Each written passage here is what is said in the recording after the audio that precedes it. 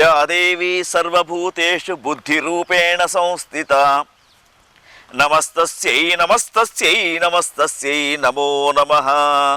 జనం ఛాయిస్ ప్రేక్షకులకు క్రోధినామ సంవత్సర శుభాకాంక్షలతో ధనుస్సు రాశి వారికి ఈ సంవత్సరం ఏ విధంగా ఉండబోతూ ఉంది తెలుసుకుందాం. ధనుస్సు రాశి వారికి ఈ సంవత్సరం 11 రూపాయల ఆదాయం అయితే 5 ఖర్చు, 7 మెచ్చుకుంటే 5 విమర్శిస్తూ ఉంటారు. తర్వాత మే 1వ తేదీ దాకా గురుస్థానం 5వ స్థానంలో ఉంది కాబట్టి బాగా ఉంది.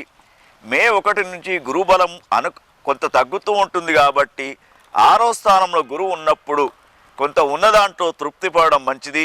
మరి శని 3వ స్థానంలో ఉన్నాడు కాబట్టి ఆరోగ్యపరమైనటువంటి ఇబ్బందులు వీరికి ఉండకపోవచ్చు.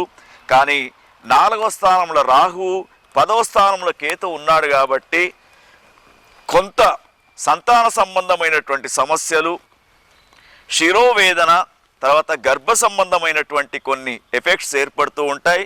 కానీ మరి శని భగవాడు అనుకూలంగా ఉన్నాడు కాబట్టి భయపడే అవసరం లేదు.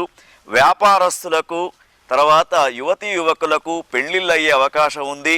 వ్యాపారస్తులకు చక్కని వ్యాపారము, రైతన్నలకు చక్కని పంటలు పండే అవకాశం కూడా కనబడుతూ ఉంది.